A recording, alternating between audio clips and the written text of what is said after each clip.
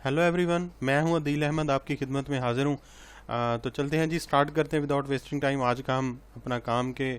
आज हम गाइस आपको मैं बता दूं हम कि क्या सीखने जा रहे हैं सी शार्प की इस न्यू सीरीज ट्यूटोरियल्स में, जो कि मैं उर्दू हिंदी लैंग्वेज में जो है वो आप लोगों से शेयर कर रहा हूँ। लैंग्वेज के अंदर जो आप लोगों को जो है वो लर्न करवा रहा हूँ। तो गाइस मेरी आपसे रिक्वेस्ट है कि अगर अभी तक आपने मेरा चैनल सब्सक्राइब नहीं किया तो उसको सब्सक्राइब करें, लाइक करें, वीडियोस को शेयर करें अपने फेलोज दोस्तों के साथ, ताकि वो भी इससे जो है वो फ़ायदा उठा सकें। और बेल आइकन को जो है वो लाजमी तौर पे क्लिक कर दें, ताकि आने वाली जो नई वीडियो है वो आप तक फ़ौरन पहुंच सके।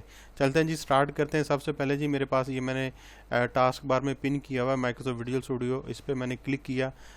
तो मैंने 2013 वर्जन इंस्टॉल किया हुआ। मैं पहले भी फर्स्ट ट्यूटोरियल में आपको बता चुका हूँ कि आप बेशक 2010, 12, 13, 15, 17, 19 कोई भी आप यूज़ कर सकते हैं, इसमें कोई फ़र्क नहीं है आईडी। चलते हैं जी, सबसे पहले मैं न्यू प्रोजेक्ट जो है वो स्टार्ट करूँगा।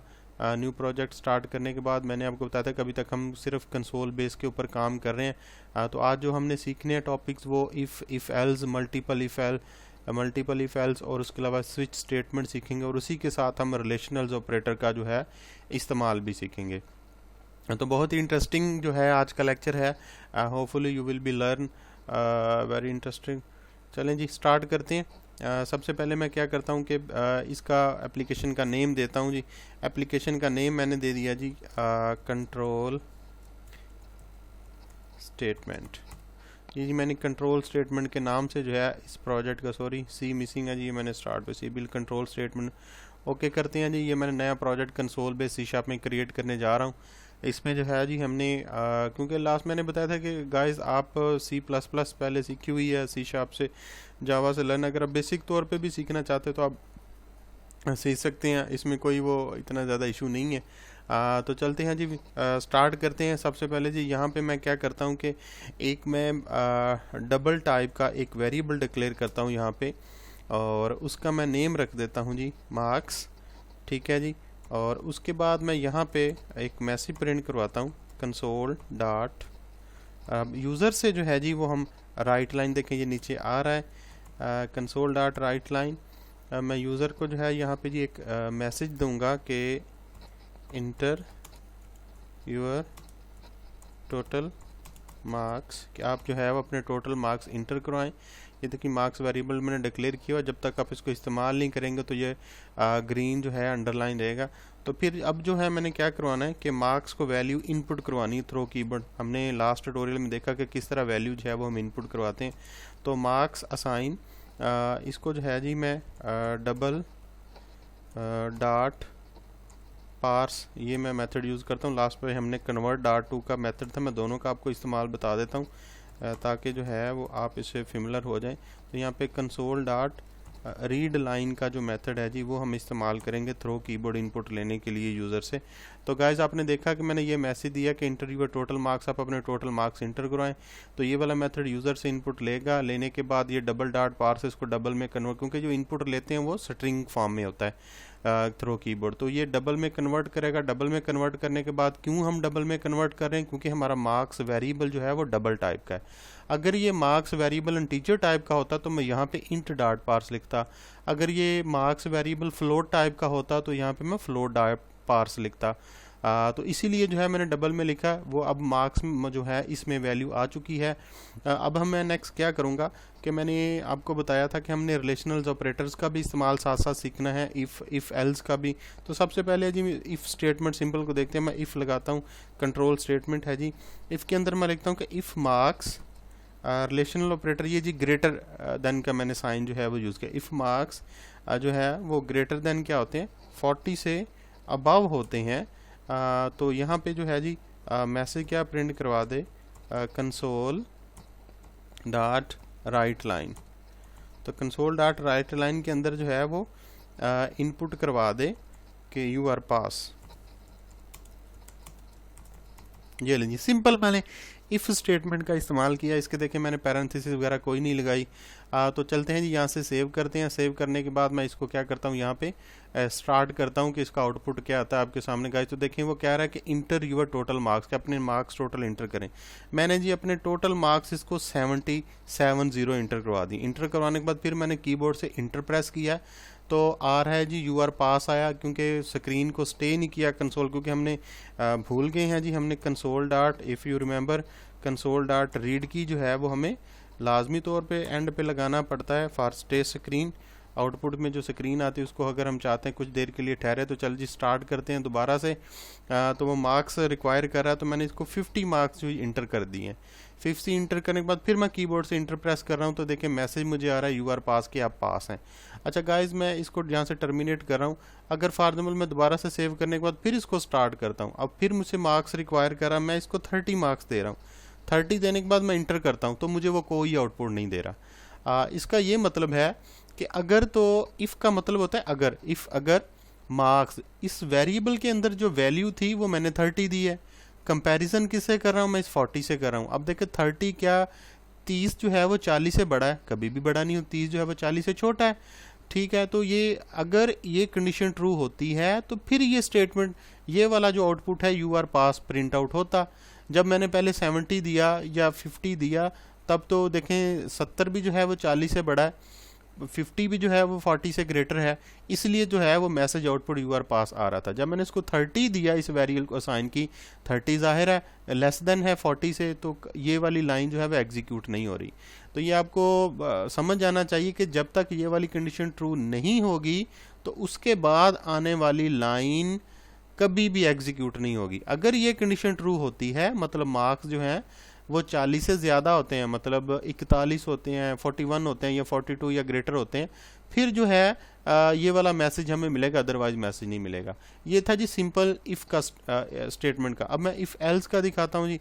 एल्स को हम लेते हैं ताकि जो है 30 वगैरह मार्क्स भी हम इंटर करें, तो हमें कोई ना कोई तो आउटपुट मिलना चाहिए ना। तो कंसोल डॉट राइट लाइन में यहाँ पे लिख रहा हूँ जी, कंसोल डॉट राइट लाइन मैंने लिख दिया, और इसके अंदर जी मैं क्या करता हूँ कि एक मैसेज प्रिंट करवा देता हूँ कि यू आर फेल। मतलब ये मैंने क्या किया कि उसका एल्स पार्ट इंटर कर दिया है। चलें जी, मैं दोबारा इसको स्टार्ट करता हूँ। स्टार्ट करने के बाद वो मुझसे मार्क्स मांग रहा है, इंटर यूर मार्क्स। अब मैंने मार्क्स दिए हैं जी 30। पहले मैंने 30 दिए थे तो उसने मुझे कोई आउटपुट नहीं दिया था। अब मैं कीबोर्ड से इंटर प्रेस कर रहा हूँ, तो देखिए मुझे मैसेज मिला है यू आर फेल। मतलब जो है अब आपको लेस मार्क्स पे भी मैसेज देगा, ठीक है जी। तो फिर मैं इंटर करता हूँ, प्रोग्राम आपका टर्मिनेट हो जाता है। दोबारा फिर से मैं स्टार्ट करता हूँ। अब देखें वो कह रहा है कि इंटर यूर मार्क्स। अब मैं इसको 60 मार्क्स देता हूँ, 60 इधर के इंटर दिया तो यू आर पास। तो समझ में आई गाइज, आपने देखा कि अगर कंडीशन ट्रू होती है तो इफ स्टेटमेंट के फौरन बाद वाली जो है पार्ट एग्जीक्यूट होगा। अगर ये वाली कंडीशन जो है वो फॉल्स होती है, मतलब मार्क्स के अंदर 40 से कम नंबर होते हैं, मतलब 39 होते हैं या 38 मार्क्स होते हैं, तो फिर ये एल्स वाला पार्ट जो है वो एग्जीक्यूट होगा, ये वाला हिस्सा एग्जीक्यूट होगा। कभी भी ऐसा नहीं होता कि इफ़ वाला पार्ट, ये वाली स्टेटमेंट भी रन हो जाए और ये वाली भी हो जाए, कभी भी ऐसा नहीं होता। One time one statement will be executed and one will be skip, मतलब एक वक्त में एक एग्जीक्यूट होती है और एक स्किप होती है। अगर ये वाली एग्जीक्यूट होगी तो ये स्किप हो जाएगी, एल्स वाला पार्ट स्किप हो जाएगा। अगर इफ़ वाला स्किप होता है, कंडीशन फॉल्स होती है, तो फिर एल्स वाला जो है वो एग्जीक्यूट हो जाएगा। तो गाइज हमने देखा इसमें एक हमने रिलेशनल ऑपरेटर ग्रेटर देन को भी देख लिया।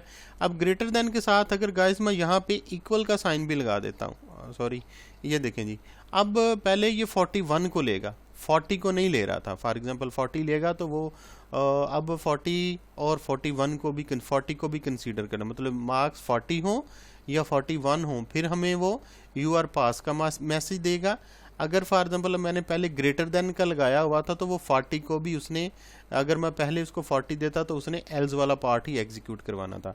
तो दो रिलेशनल ऑपरेटर हमने देख लिए, ग्रेटर देन वाला और एक लेस देन वाला, दोनों जो है वो हम दे चुके हैं इसमें रिलेशनल ऑपरेटर। तो गाइस हमने देखा कि किस तरह जो है मल्टीपल इफ एल्स का, सॉरी इफ एल्स का इस्तेमाल देखते हैं।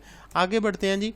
मैं क्या करता हूँ गाइस, ये देखें कि इसी प्रोग्राम को मैं थोड़ा सा मॉडिफाई करता हूँ मल्टीपल इफ एल्स में, कि आप जो है इस प्रोग्राम को करने के बाद आप चेंज भी कर सकते हैं। अगर नई क्लास आप इसमें जनरेट करना चाहते हैं, फॉर एग्जांपल नया प्रोग्राम, तो आप राइट क्लिक करके ठीक है तो ऐड में चले जाएं। ऐड में जाने के बाद तो यहाँ से न्यू आइटम में चले जाएं या न्यू क्लास ऐड करके उसमें भी ये प्रोग्राम आप कर सकते हैं।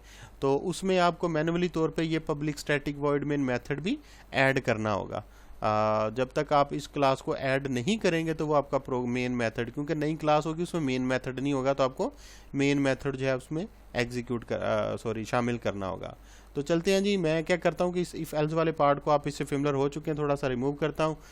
अब मैं क्या करता हूँ, मल्टीपल इफ एल्स की डेमोन्स्ट्रेशन आप लोगों को दिखाना चाहता हूँ और बाकी जो रिमेनिंग रिलेशनल ऑपरेटर हैं उनको। तो इफ़, फिर उसके बाद आ जाएगा जी एल्स, और उसके साथ ही मैं इफ लगा देता हूँ। ये आपका एल्स इफ आ चुका है जी। ये देखिए, इकट्ठा नहीं लिखना, अगर लिखेंगे तो एरर आएगा। मैं साथ साथ आपको पुट करके दे रहा हूँ। एल्स इफ मार्क्स, अगर जो है पहले मैंने देखा कि एल्स इफ यहाँ पे मार्क्स लिख देते हैं जी, अगर मार्क्स जो हैं वो ग्रेटर होते हैं 90 के इक्वल होते हैं या उसके ग्रेटर होते हैं, तो यहाँ पे आ जाए जी ए ग्रेड है वो हमें शो करवा दे कि आपका जो ग्रेड है वो कौन सा है, ए है। अगर यहाँ पे एल्स इफ मार्क्स जो हैं वो आपके क्या हैं, ग्रेटर हैं और इक्वल हैं किसके, 80 के। एरर आ रहा था, अब देखो कि वैल्यू हमने कंपेयर करने वाली साथ नहीं दी तो ख़त्म हो गया। देखें अब इस स्ट्रिंग को जी मैं कॉपी कर लेता हूँ बार बार for time saving by pressing control C from keyboard and now pasting here by pressing control V from keyboard. अब यहाँ पे जो B था कि अगर मार्क्स आपके 80 होते हैं या 80 से अबव होते हैं तो आपका कौन सा ग्रेड होता है, B। ठीक हो गया जी। अब फिर उसके बाद आप क्या करेंगे जी, एल्स इफ ही लिखेंगे, मल्टीपल इफ एल्स है जी, इंटर करेंगे। ठीक है, इंटर नहीं करना, बल्कि यहाँ पे हमने क्या करना था, कंडीशन लगानी है। कंडीशन क्या, कैसे लगाएंगे कि मार्क्स जो हैं वो आपके क्या हैं, ग्रेटर देन और इक्वल किसके हों, 70 के, 70 के इक्वल है। तो यहाँ पे जो मैसेज, तो ग्रेड कौन सा होना चाहिए आपका, C ग्रेड होना चाहिए। तो गाइज आपने देखा कि हम किस चीज़ का मल्टीपल इफ एल्स की डेमोन्स्ट्रेशन देख रहे हैं। तो फिर उसके बाद एल्स इफ, उसके आगे जी कंडीशन आएगी, मार्क्स हमारा जो वेरिएबल जिसको हमने वैल्यू साइन करनी, मार्क्स जो है वो ग्रेटर देन और इक्वल किसके हों, 60 के। तो यहाँ पे 60 के इक्वल हो तो यहाँ पे कर्सर रख के मैं इंटर कर रहा हूँ, मैंने कॉपी किया हुआ है बाय प्रेसिंग कंट्रोल C। ए वाली फर्स्ट जो स्टेप, तो यहाँ पे मैं D जो है मैं लगा देता हूँ। ठीक है, फिर उसके बाद मैं क्या करता हूँ, इंटर करता हूँ एल्स इफ, और उसके बाद यहाँ पे मैं क्या करता हूँ कि मार्क्स जो है वो क्या हूँ, ग्रेटर देन और इक्वल किसके हूँ, 50 के।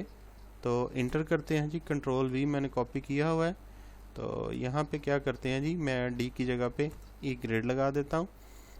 फिर उसके बाद मैं इंटर करता हूँ जी एल्स इफ, कंडीशन लगाएंगे जी यहाँ पे क्या आ जाएगा जी, मार्क्स जो है वो क्या हूँ, ग्रेटर देन और इक्वल किसके हूँ जी, 40 के। तो यहाँ पे आपका console.v ग्रेड कौन सा आना चाहिए, F आना चाहिए। ठीक है जी, 40 मार्क्स हूँ या 40 से ज़्यादा तो ग्रेड जो है वो आपको क्या आना चाहिए, F आना चाहिए। अब देखें जी इफ़, ठीक है, और फिर उसके बाद एल्स वाला पार्ट। अब लास्ट पे जो है जी एक सिंपल एल्स के, अगर ये नहीं होता तो हम क्या करते हैं कि इंटर करते हैं और यहाँ पे मैं कंट्रोल V करते हैं। एल्स के बाद मैं यहाँ पे लिख दूंगा कि यू आर नॉट क्वालिफाई, मतलब आप क्वालिफाई नहीं कर सके। तो चलते हैं, आपने देखा गाइस कि इस इफ़ के बाद देखें ये एल्स है, समझ लें, और ये वाली इफ़ जो है इसका ये वाला एल्स हो गया, और इस इफ़ का ये वाला एल्स हो गया। इसी तरह इफ़ का ये, इसका ये, इसका ये वाला, काम ख़त्म हो गया। तो चलते हैं जी, इसको सेव करते हैं। सेव करने के बाद हम इसको मार्क्स देंगे और वही मार्क्स आएंगे तो देखेंगे वो हमें खुद ब खुद बता देगा कि आपका कौन सा ग्रेड है, 90, 80, 70 उसकी रेंज में बताना है। चलते हैं जी, स्टार्ट करते हैं। वो बता रहा है कि इंटर यूर टोटल मार्क्स। मैं अपने मार्क्स जी 92 दे रहा हूँ जी सिस्टम को। 92 देने के बाद मैंने कीबोर्ड से इंटर किया तो वो मुझे ए शो करवा रहा है कि आपका ग्रेड जो है वो ए है। तो गाइस देखा आपने कि हमने इफ़ एल्स का यूज़ पहले देखा, C# जो में हम प्रोग्रामिंग कर रहे हैं, फिर उसके बाद हमने अब जो है वो मल्टीपल इफ एल्स का जो है वो इस्तेमाल देखा है। तो गाइज़ अब हम आगे बढ़ते हैं। अब हम देखेंगे कि स्विच स्टेटमेंट का हम इस्तेमाल किस तरह देख सकते हैं। तो गाइस इसकी डेमोन्स्ट्रेशन देखी है, मैं आप इसका स्क्रीनशॉट ले सकते हैं कोड का। अब फिलहाल जो है मैं इस कोड को यहाँ से क्या कर रहा हूँ कि रिमूव कर रहा हूँ आपके सामने बाय प्रेसिंग डिलीट का बटन कीबोर्ड से प्रेस करके इंटर कर रहा हूँ जी।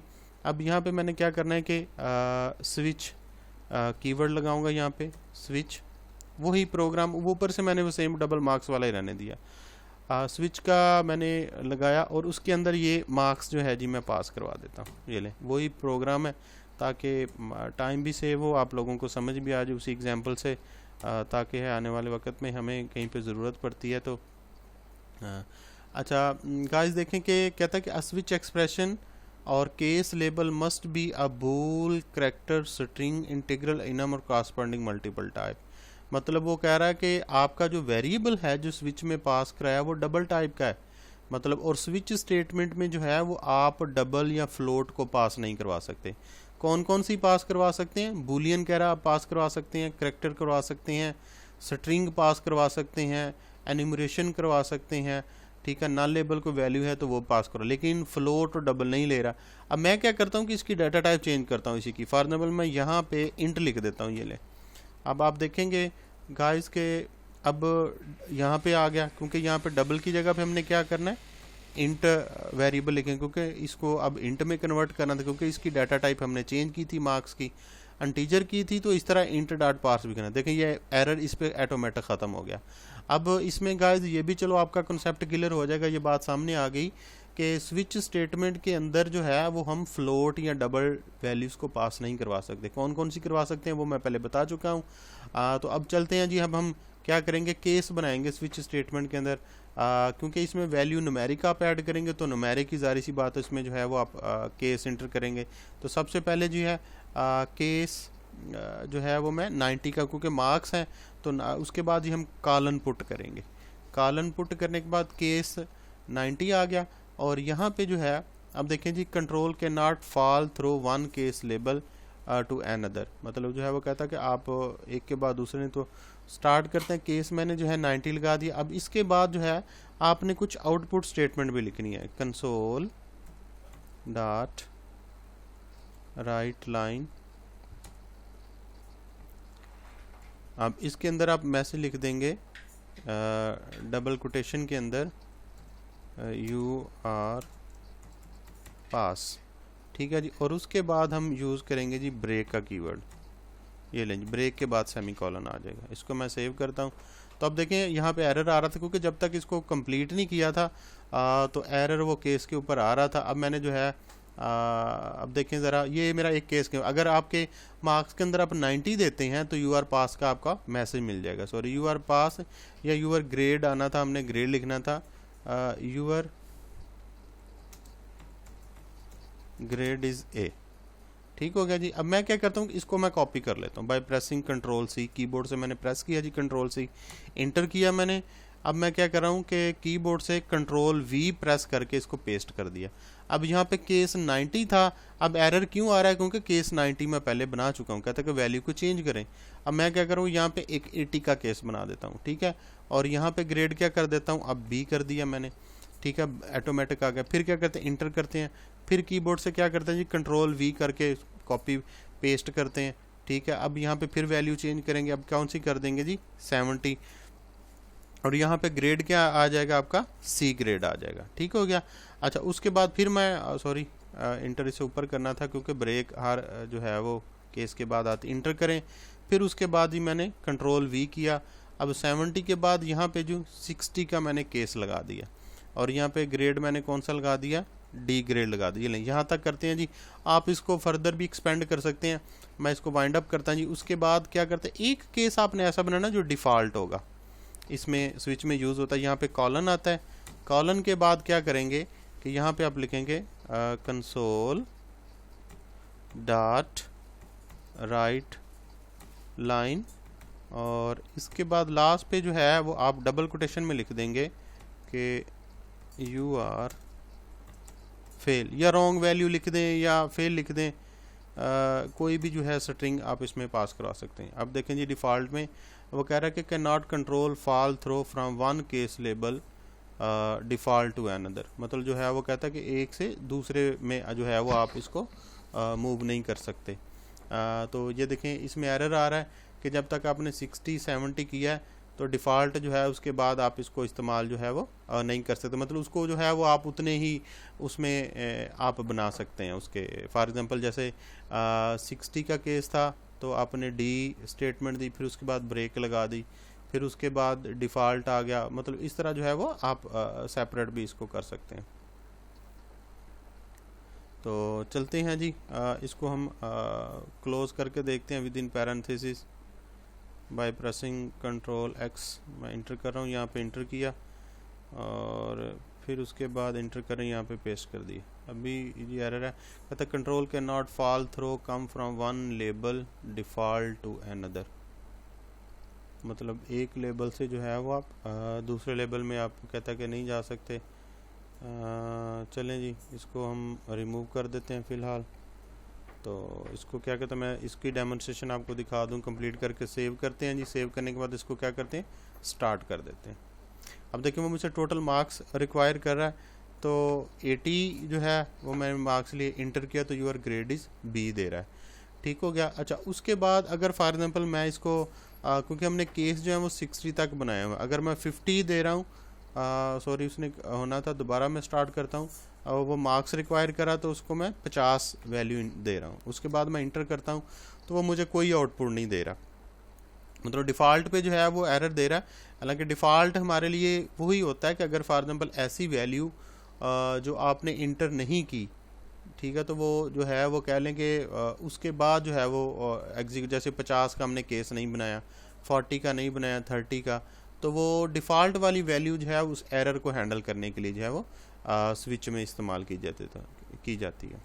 नेक्स्ट ट्यूटोरियल में जो है मैं वो इसको क्लैरिफाई कर दूंगा। तो गाइस हमने देखा कि अभी तक हमने 2 रिलेशनल ऑपरेटर देखे हैं और बाकी हमने इफ़, मल्टीपल इफ़ और स्विच स्टेटमेंट का इस्तेमाल देख लिया। अब मैं क्या करता हूँ कि इस कोड को जो है वो फ़िलहाल यहाँ से क्या करता हूँ कि एलिमिनेट कर रहा हूँ। अब इसी प्रोग्राम के अंदर मैं डेमोन्स्ट्रेशन दिखा रहा हूँ। अब मैं एक और प्रोग्राम करता हूँ आपके सामने। मैं क्या करता हूँ कि इंटीजर टाइप का वेरिएबल डिक्लेयर करता हूँ आपके सामने जी। इंटीजर या बाइट टाइप का भी कर सकते हैं। ये ले जी, मैंने बाइट टाइप का एक वेरिएबल ईयर डिक्लेयर कर लिया, इंटर किया। फिर उसके बाद क्या करते हैं जी, यूज़र से कंसोल डॉट राइट लाइन मैं लगाया और इसके अंदर डबल कोटेशन के अंदर मैं लिखता हूँ इंटर योर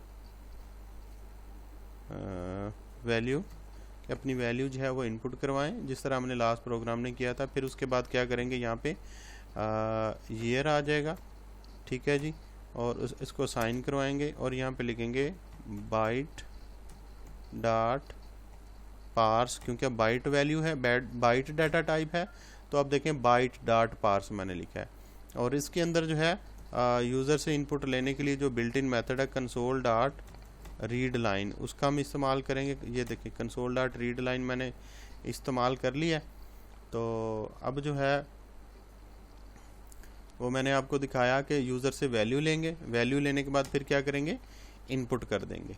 अब इनपुट जब मैंने इसको कर दिया तो अब मैंने क्या करना है कि एक और रिलेशन ऑपरेटर इफ़ स्टेटमेंट का हम इस्तेमाल करते हैं। इफ़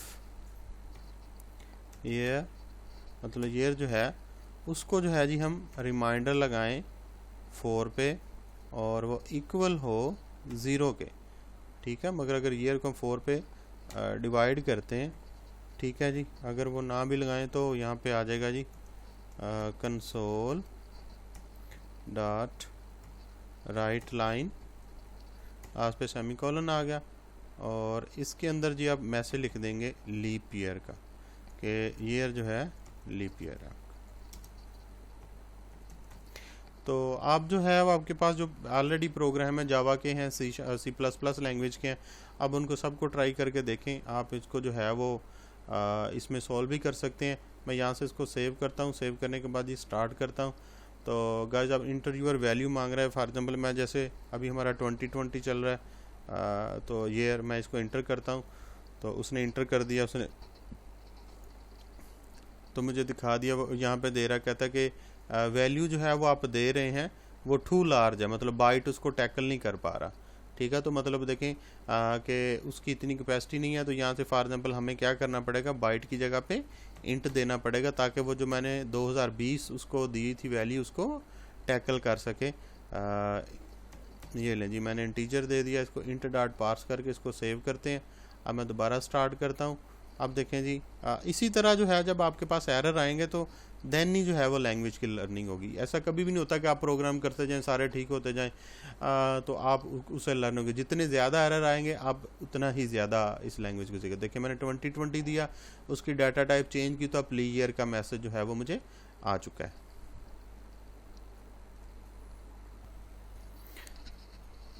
तो गाइस हमने देखा कि किस तरह जो है वो हम इसको इस्तेमाल कर सकते हैं कि जो हमने किया है इसमें। अब मैं आपको वो पिछला था थोड़ा स्विच स्टेटमेंट का वो भी बता दूं। बाय प्रेसिंग कंट्रोल जी मैं बैकएंड पे जा रहा हूं ताकि जो मैंने कोड रिमूव किया है उसमें उसका देखें ये स्विच स्टेटमेंट का मेरा वो वापस आ गया है कोड।